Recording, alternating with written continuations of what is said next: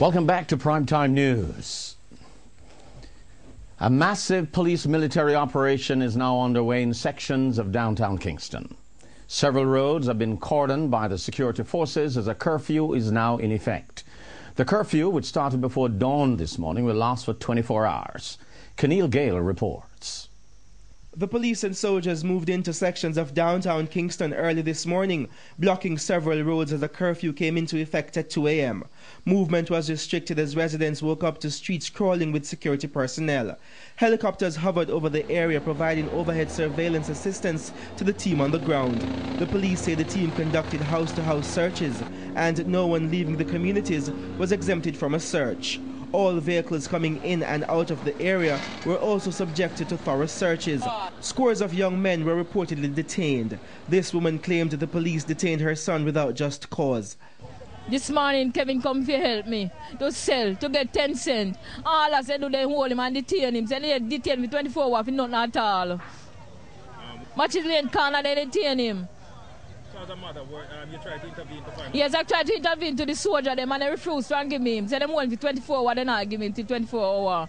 And he come to help me sell out the things them. Several vendors were caught in the curfew. Those who usually trade their goods on Haywood Street had to set up stalls in West Parade.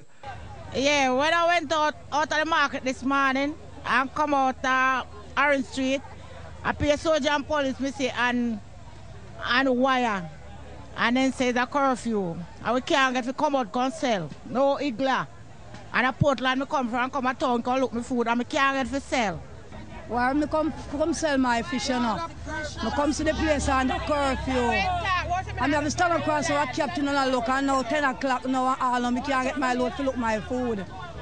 According to the police's communications arm, CCN, the boundaries of the curfew are north along Charles Street from Rose Lane to Orange Street, south along West Queen Street from Rose Lane to Orange Street, east along Orange Street from West Queen Street to Charles Street, and west along Rose Lane from West Queen Street to Charles Street. The curfew continues until 2 o'clock tomorrow morning. During the hours of the curfew, movement will be restricted as per the instructions of the grounds commander. Keith Clarke, TVJ News. Meanwhile, the police are reporting some success since the curfew began. Up to news time, the police say they recovered 4 illegal guns and a total of 140 assorted rounds of ammunition. The police say a quantity of cocaine was also seized in the downtown Kingston operation. 3 of the 4 illegal weapons were seized at a business place located on Princess Street. The owner of the business is now in police custody. The police say following the seizure of the 3 pistols at the business place on Princess Street, the businessman's house located at Kirkland Heights in St. Andrew was searched.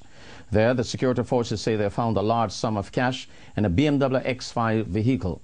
The police say 261 men were taken into custody, with 87 of them already processed and released. The High Command says the processing of persons still in custody will continue into tomorrow. Meanwhile, at least 9 men were detained by the St. Andrew North Police yesterday during an operation in the Red Hills Road area. The cops raided the area known as Common, the enclave of alleged gang leader Cleveland Downer, otherwise called Cassie, in search of weapons and wanted men. Cassie is among more than 20 area leaders who are now in police custody. A senior investigator told our news center that the police were looking for illegal guns and men who fled Tivoli Gardens during the military operation. The St. Andrew North Police say they will be continuing their operation to capture suspected criminal elements seeking shelter in the area. Meanwhile, the identification process of people killed during the military-led operation in West Kingston will continue tomorrow. Relatives are being asked to go to the Tivoli Gardens Community Centre and the Denham Town Police Station and Spanish Town Road to view photos of those killed. When the identification process ended last Friday, the National Security Ministry said 47 of the 73 bodies were identified by relatives. Meanwhile, there is still no word when post-mortems on the people killed in the Tivoli Gardens operation will begin. Yesterday, Public Defender Earl Witter told our news centre that his office is yet to finalise the arrangements for an independent pathologist to observe the post-mortems. Meanwhile, as schools in West Kingston prepare to open their doors tomorrow, officials from the Jamaica Teachers Association, JTA, will be paying them a visit. In a release this afternoon, the JTA said the team, which will be led by President Michael Stewart, will visit several schools in the constituency.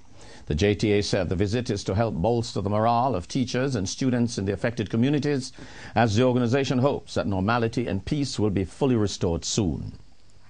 Schools in West Kingston have been closed for the past 2 weeks due to the unrest in that part of the city. And also starting tomorrow, the government will begin trying to repair Jamaica's image overseas from the damage brought on by the unrest in West Kingston. Tourism Minister Ed Bartlett, in an interview with TVJ News, said Cabinet has approved $10 million for the effort.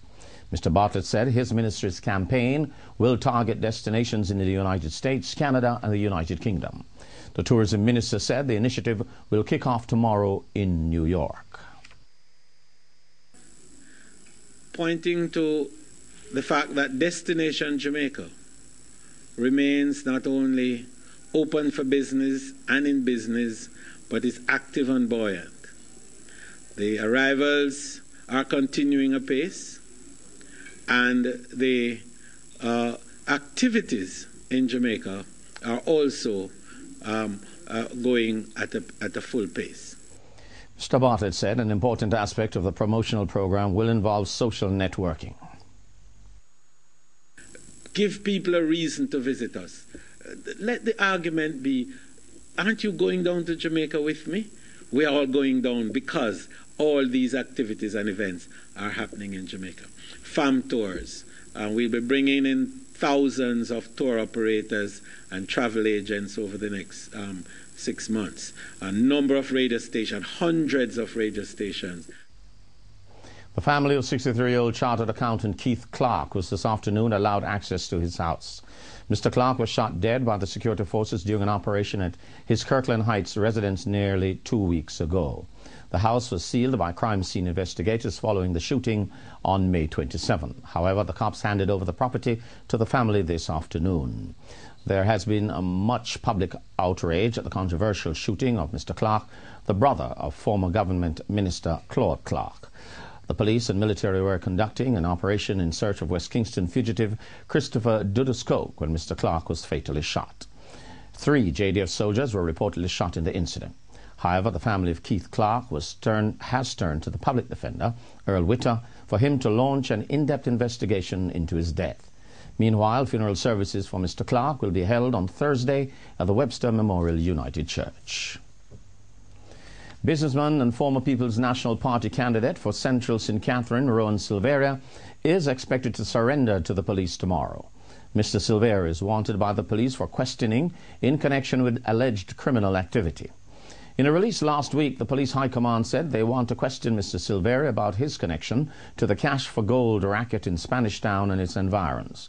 On Friday, Mr. Silveria's attorney, Linton Walters, told our news centre that he was making arrangements to hand over his client to the police. Mr. Silveria ran on the People's National Party ticket in the Central St. Catherine seat against the Jamaica Labour Party's Olivia Babsy-Grange in the last election. The Saint Lamar police are this evening investigating a shooting at a bar in the town